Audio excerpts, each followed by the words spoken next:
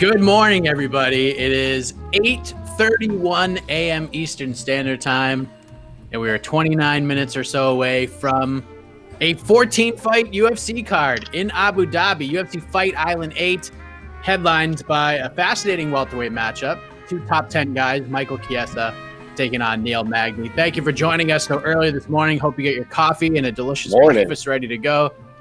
Well, it's not morning for you, Jose. What time is it over there? Like 5:30 p.m., son. 5:30 p.m. There you go. It is 5:30 a.m. here. 5:30 a.m. I didn't know there was a 5:30 a.m. till this week. This is bullshit. All right, I'm here. Don't worry. I know. All right, Casey's here. 5:30 a.m., 5:30 p.m. for Jose. He's in the media room in Abu Dhabi. And, of course, our positive friend up north, Alex K. Lee, who is adjusting himself. How are you, sir? I just want people to know where they are. You're with MMA fighting right now. All right, wherever you are, whether you are in Abu Dhabi time, East Coast North American time, West Coast North American time, UK time for the always fervent UK viewers. We're here with you. We're happy when you're happy you're here with us.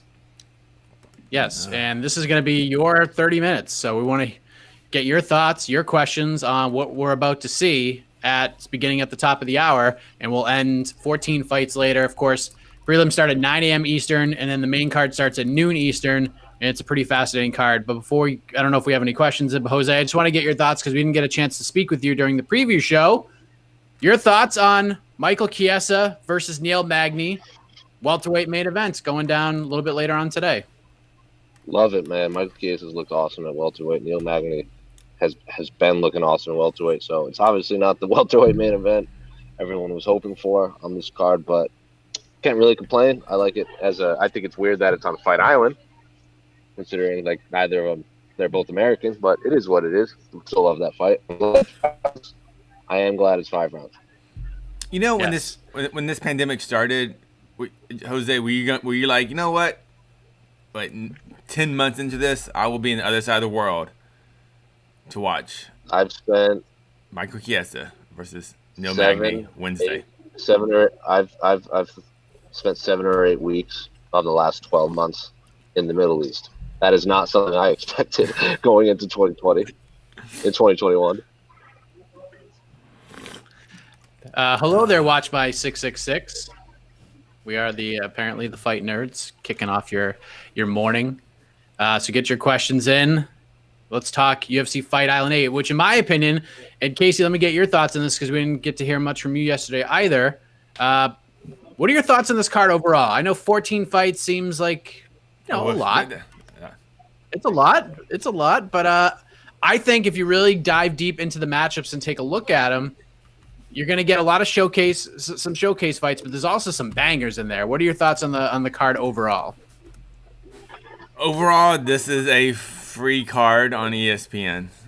That's what this is. That's a fact. That's what these are fights. Mm-hmm. I mean, if you're a hardcore fan, yeah, this is something just nice to watch. But big cards need big stakes, and outside of personal career stakes for these guys, there's maybe the main event and Roxy and Vivian. Those are the real only 2 fights that have any significant stakes as far as the divisions. But man, I don't know. I'm excited. I mean, on a 1 to 10, solid 5. I'm not down on the card. I'm not like super high on the card. I'm just like, oh, cool. Too many fights though. Too many fights. Too much of a good thing. But I love fights, but too much of a good thing. It's like buffets. I'm not a big buffet guy. It's just sometimes all you can eat tapioca pudding is dangerous. Yes. Okay. I see your point. Is that you, AK? That is not me. I assume that's the media room. Yeah. Probably the media room. There's a lot of people in here.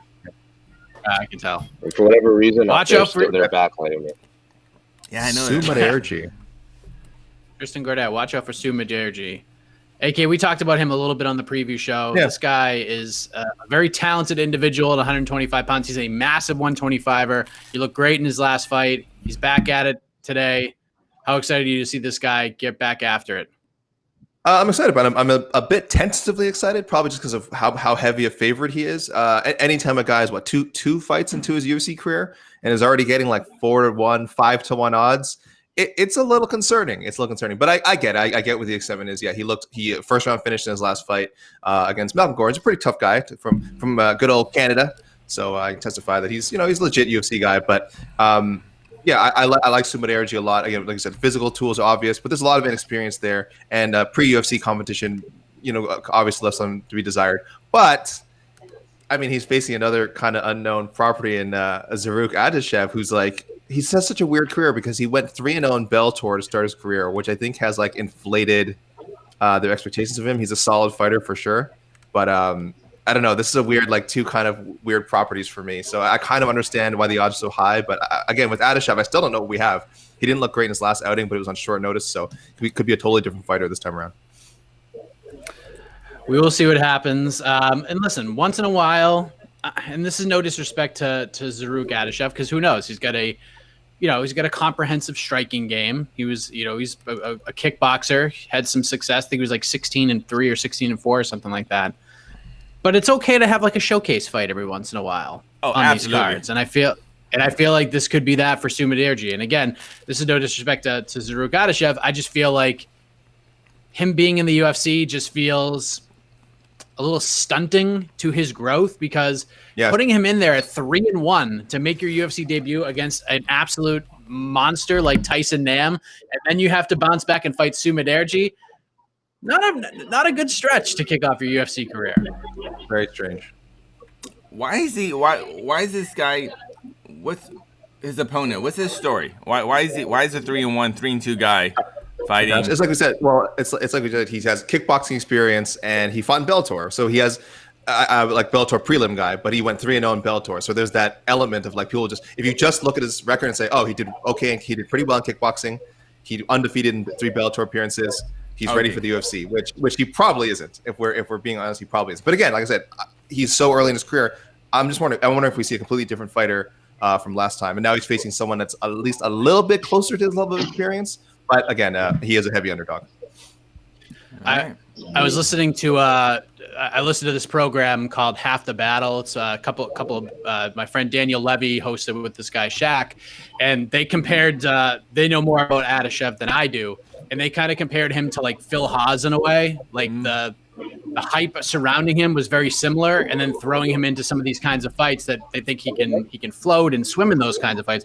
It's kind of a comparison of like a young Phil Haas to where he started. So, but we saw what happened with Phil. He got to put in some tough matchups. His road to where he wanted to be took a little bit longer, but look at him now. So at the end of the day, this could be just planting seeds for a flourishing career. All right. But I'm excited to see Sumaderji. What else we got? Casey, do we have an actual question? Oh. No, that's fine too. I believe Magny's going to fight smart and get it done. All right. So when ask him now. Ask him now. This is your show. That's a fair question. Yes, now would be a good time. When asked question, now would be a great time. Free smoke, yes. Thank you for the question. Which is, Jose, can you see that? Is that a Naruto character holding a spliff? I don't see anything. All right. Jose, did you get any sleep? No, I haven't slept more than 4 hours. Like the longest I've slept consecutively on Fight Island is 4 hours. So if someone's wondering what my sleep schedule is, it's terrible. Anybody else get quality sleep? Casey, how about you? No. Oh, I got great sleep. This is amazing. I got in bed. I got in bed at 9 p.m. last night. I was like an old man. I was like, it's 9 p.m. Yeah. It's time to go to sleep. I was like, I'm getting a solid like good 8 hours of sleep. It's amazing. I love it. Sleep's amazing. You gotta try it, guys. Sleep is so good. I went to bed at 8:30 last night. I was so happy. I fell asleep watching Sonic the Hedgehog with my family. Solid movie. Yes. Underrated. Matthew Ravelli, would you see the winner of the main event fighting someone like Wonder Boy next? Jose, what do you think about this? Isn't Wonder Boy hurt right now? When I spoke with him, he tore his quad, but he said he was going to be out for like 4 to 6 weeks. So he thinks he'll be back in March or April. That's his plan.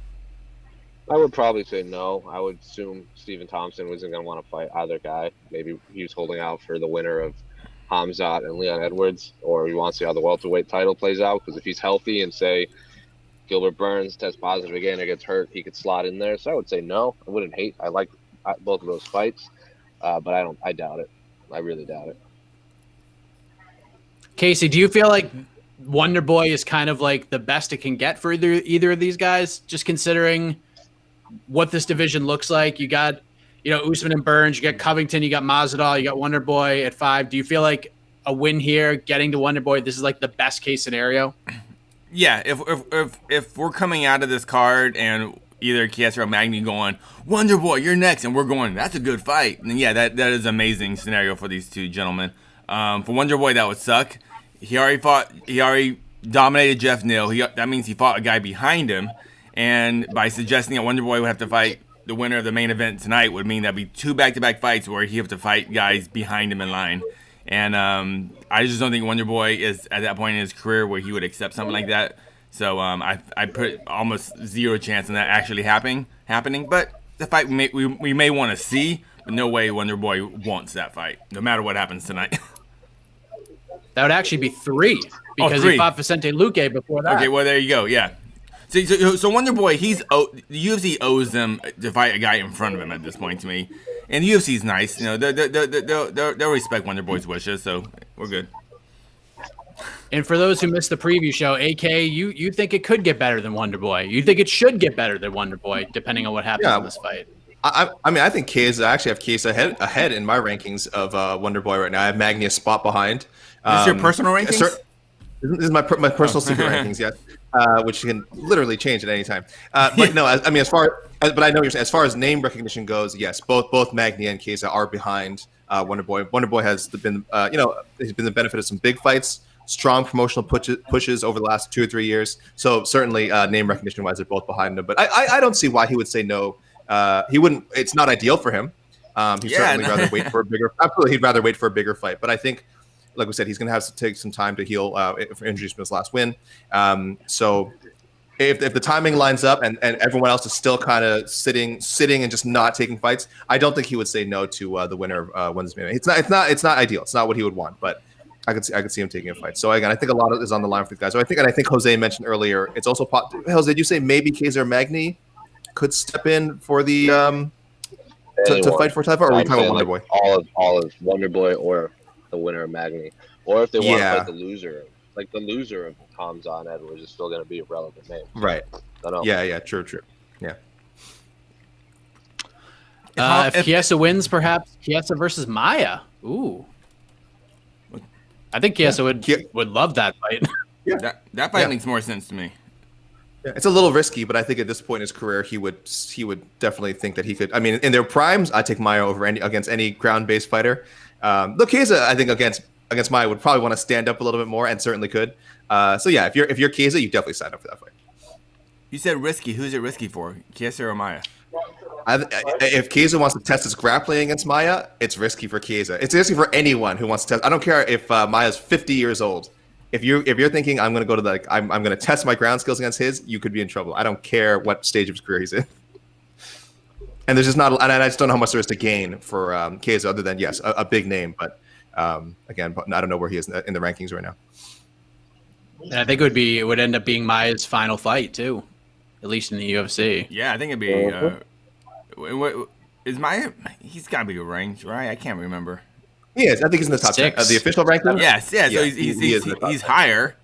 Yeah. He's higher, and if it's gonna be Maia's last fight, that's gonna be either a featured fight on a pay-per-view, like maybe like the third to the top, or not or a main event for a fight night, which I'm sure Chiesa would. That'll be a big opportunity for Chiesa, but he has to win. Maia was supposed to fight Shemaev. Remember all that hoopla? Oh yeah, the double booking. Jeez. The double booking. That was so bizarre. We call those wolf tickets. Wolf tickets. Big time. That was a definition of wolf tickets. All right, a little over 14 minutes away before Victoria Leonardo and Manon Fiorot make the walk for the first fight of the night. That should be a good one, actually. A good little scrap right there. Good choice for an opener. The next Nurmagomedov is debuting in the UFC. This isn't his debut. Literally, yeah. Is this his debut? It is his debut. No. It is his debut, I believe. Yes, he's Yes, been it booked is. multiple times. Yeah. Yeah, He's had fights falling out. He's had like 3 fights. Many fall times. Yeah, out, but this is going to be his first fight. Oh, you're right. You're right. He's pulled out. I He's pulled apologize. out because he's pulled out because Abdulmanap passed away. Right. He's pulled out due to the coronavirus. Because remember, he was at that Dominance Media Day, Casey, and we were asking questions about his debut. Oh, okay. So we've been just talking about him forever. Okay. Yeah. His debut was booked 3 times in 2020. So yes, there's a reason why Mike feels like you've already seen him. Yes, 3 times he's been now he's fighting Morozov. So yes, the next Magomedov is debuting in the UFC. He has what I think is a very tough matchup with Sergey Morozov, a former M1 bantamweight champion. But biggest favorite on the card is Umar Nurmagomedov. So stay tuned for that one. I think that's the second fight of the night, guys. So if you guys are up and you're planning to tune in early because it'll be Furo and Leonardo, and then Nurmagomedov and Morozov. Yeah, Saeed, I got him confused with for a second. My apologies. Right. Not a relative of the Nurmagomedov family, strangely enough. Yeah, and by the way, if you're expecting Umar Nurmagomedov to fight like Khabib, and it's just not going to happen. It's a completely different guy, more of a striking base. So that should be a lot of fun. Young Krills, if Covington does not get his shot at the belt, and if Chiesa wins this fight, should he have a chance at Covington? I think I'll just start with this one. I think he should have a chance at Covington. I just don't think he will get it, unfortunately, because I don't know. Covington won certain fights because I've been pushing for Covington Wonderboy for a while now. That makes more sense than a lot of these other matchups, but I just don't see it happening. Covington wants like the Masvidals. He wants the big money fights. He wants the title. I just feel like both of those are going to be tough to attain, so to speak. Anybody else have thoughts on this? It's a fight that makes sense ranking wise, but I don't see Colby taking that fight. It's just Colby has. He's played his shtick long enough where he has to kind of cash in now and face either Masvidal, I guess. I mean, I can't really think of.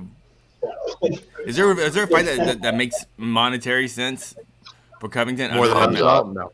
No. Hamzat. Hamzat. Sure. Hamzat. Yeah.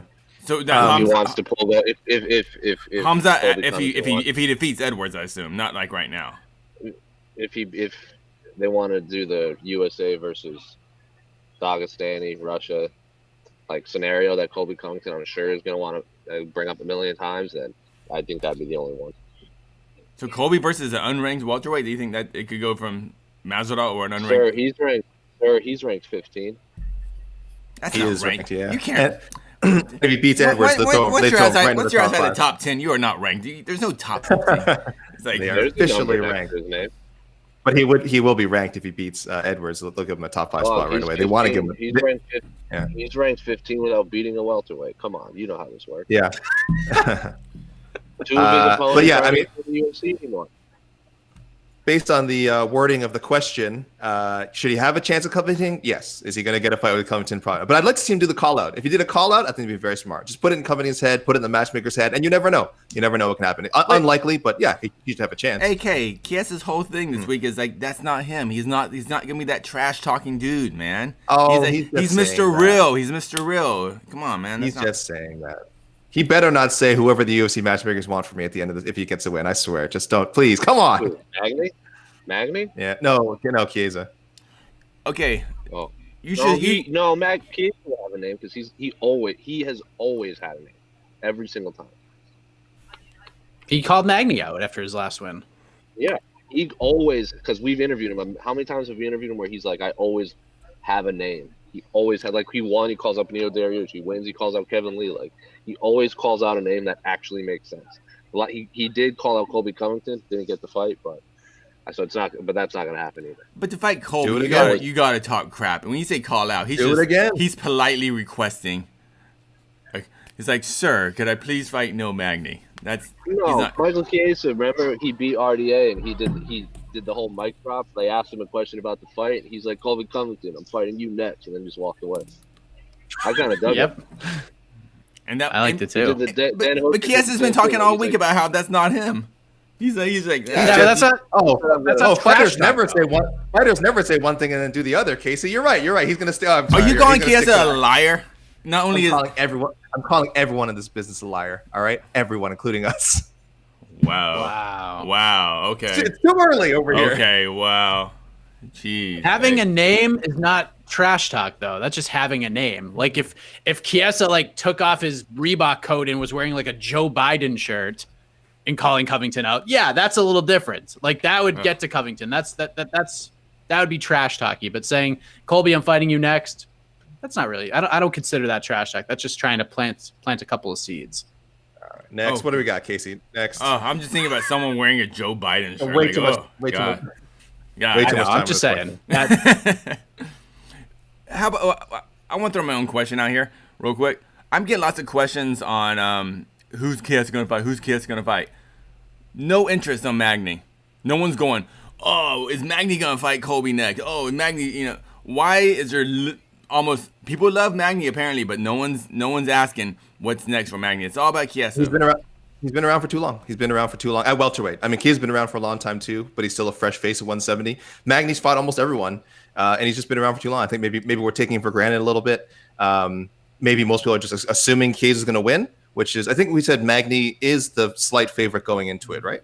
So I don't know. Maybe a lot of people leaning toward, that's betting, right? Maybe a lot of non-bettors are just leaning towards Chiesa. I don't know, but no, I understand why. Again, it's just this is 24th fight for Neil Magny. So, once you reach that point, you're kind of in that Michael Bisping range, and I think people just kind of stop matchmaking for you. They just assume either you'll fight anyone, or it's like, oh, this person's not gonna get a top 5 person anyway unless they go on a crazy streak. So what's the point? So yeah, I know you're right. It's a lot of Chiesa talk. So yeah, I think Covington Magny is a great fight. But I see a lot of people asking, when does the show start? Guys, it starts literally in 5 minutes. Someone says how many hours. There's a clock right there. Yeah, there's a clock right there. Someone asking how many hours it will start. No hours. It starts about 5 minutes. Yeah. Prediction for standout fighter of the night. We'll go down the line. Casey, fight of the night, fighter of the night. Oh, fight of the night, main event. That's it. Main event, performance of the night, Laziz and Tom Breeze. Oh, I like that. All right. Jose, prediction, fighter of the night, fight of the night. Fighter, I'm going to pick Umar just because I think he's going to have a standout performance.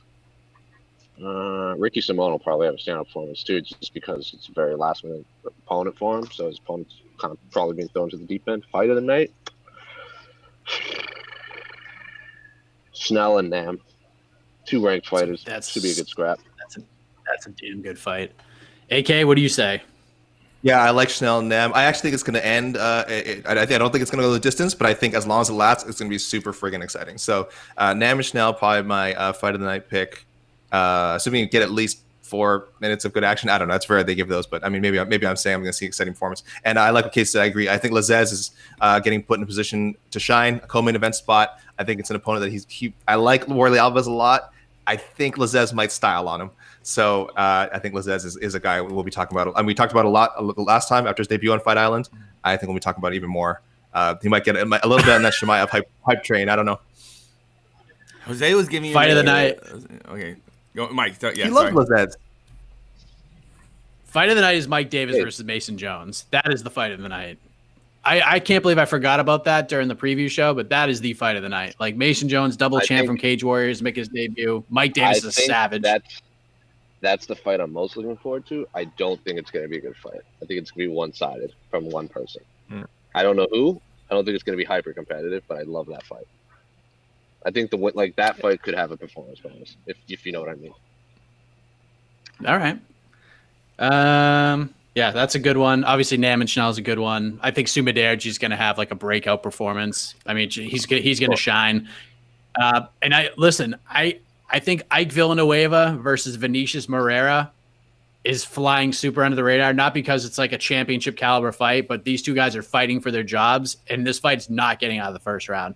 Either Ike's going to knock him out quick, or Moreira's going to take him down and submit him in the first round. That fight is getting finished in the first round. That is pretty much a guarantee.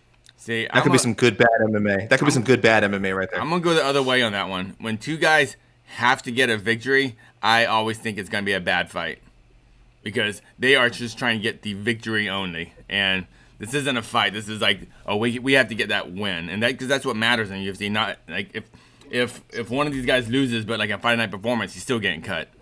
I can't imagine one of these guys. So I think I get worried when you have to win, because then we're gonna get those bad rounds, because I don't know.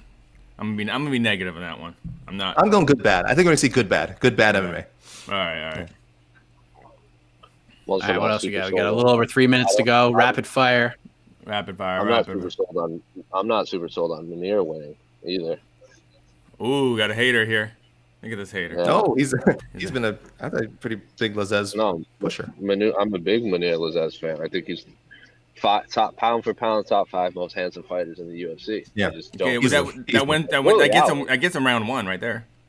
10-9 first. Like, Warley Alves is a bad dude. Like, people forget, like, he hasn't fought in more than a year, and he's not been hyperactive. But who's he lost to? Usman, Krause, Randy Brown. Like, am I forgetting one? I know he has 4 losses. I can't remember the first loss, but he has a win over Colby, like Nordine Taleb, Alan Jovan. Like, he's a bad dude, and he has a wicked guillotine. And a slingshot. Lazez beat Al Hassan. What's his last name? Al Hassan.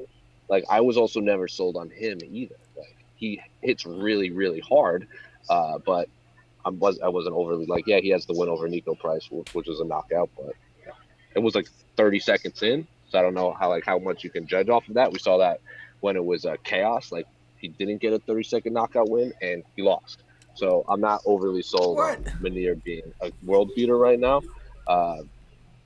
But that fight should be good, and I'm still picking Warley to win that fight. But I am very much on the Lazez hype train. I just think it might be too much too soon for him. So that's not really on the hype train. You think he's going to lose tonight? That's more like you acknowledge there's a train. He's not on it. He's just waving at it. He's waving at a train. Waving at it. I'm on standby for the train. All right. All right, what else we got, guys? What else we got? I'm on standby for the hype train. To be fair, a lot of the local media is incredibly high on Lazez. Like, I've asked them about some of his Brave fights and everything, and they're very much on the hype train. Is Jose in heaven? Obviously. Yeah. Like, I mean, look at that glow. Oh my gosh, he's in future heaven. Future. What else we got, Casey? I'm trying to find questions about. We're getting lots of Colby questions now. I think so. I see people asking, "What about Laurent Murphy?" We haven't mentioned Laurent Murphy. Yeah, Laurent Murphy's a beast. We're not, but he's got a tough fight with Silva DeAndre. We kind of have 2 veteran fights. Kind of the one we just talked about, Munir and Warley, and Silva DeAndre versus Laurent Murphy is a little bit along those same lines as well. So.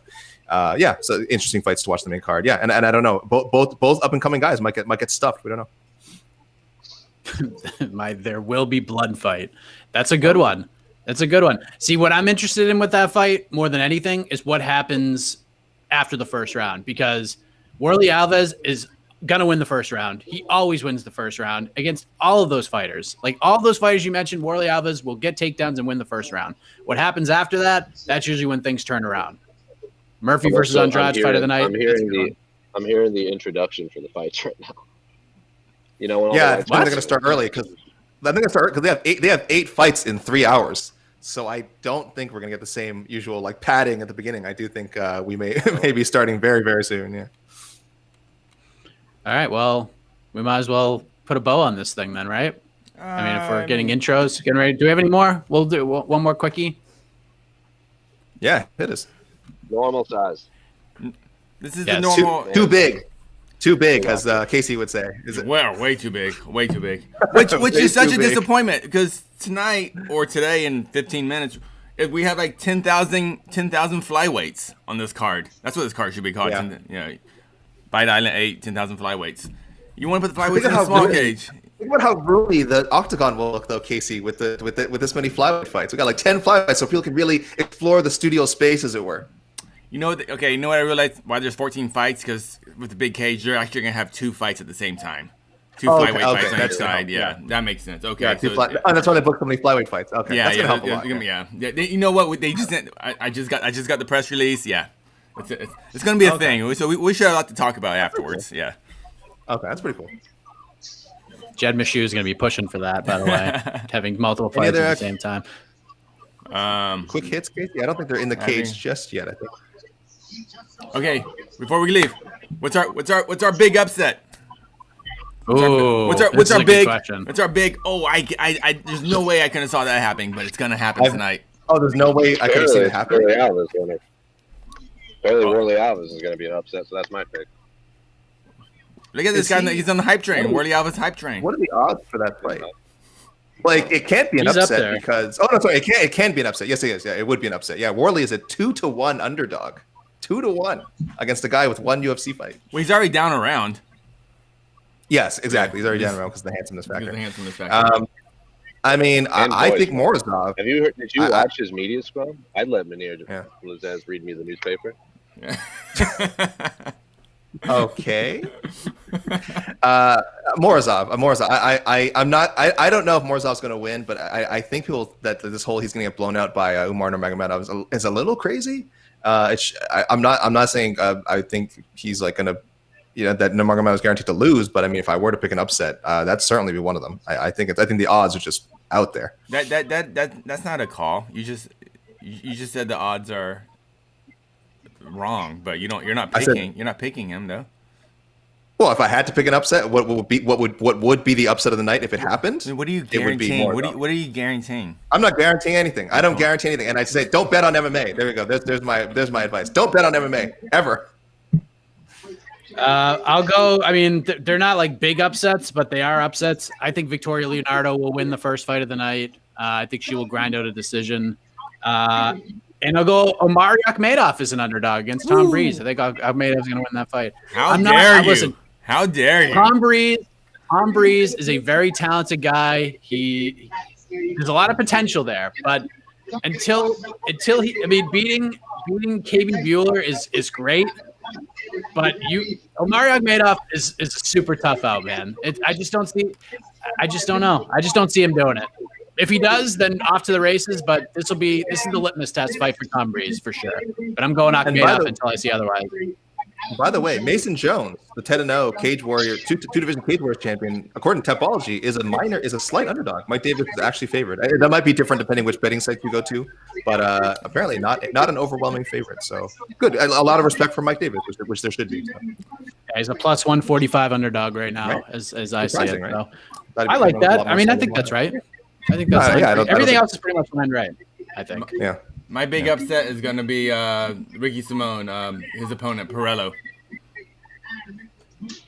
Perello's going to come in, knock out Simone, and Ricky Simone's going to grab the mic from Rogan, whoever's doing the interview, and he's going to apologize for cutting off his mullet. He's going to grow it back, and Ricky Simone will be back. That's the bold prediction of the night. Yeah. All right, guys. I think crazy upset. I do see Manon Fiorot in the cage. I don't know if Victoria Leonardo is there yet, but it looks like we are about to roll. All right.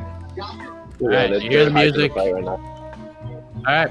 Well, we'll see you. Enjoy the card, everybody. We'll be back at the end. We'll have the post-fight press conference with the big winner of the main event, maybe the co-main event, maybe Dana White, and then the post-fight show to wrap it all up after. So for Casey, a.k.a. Jose Uggs, I am Mike Heck. Thank you for watching. Enjoy the coffee and combat, friends.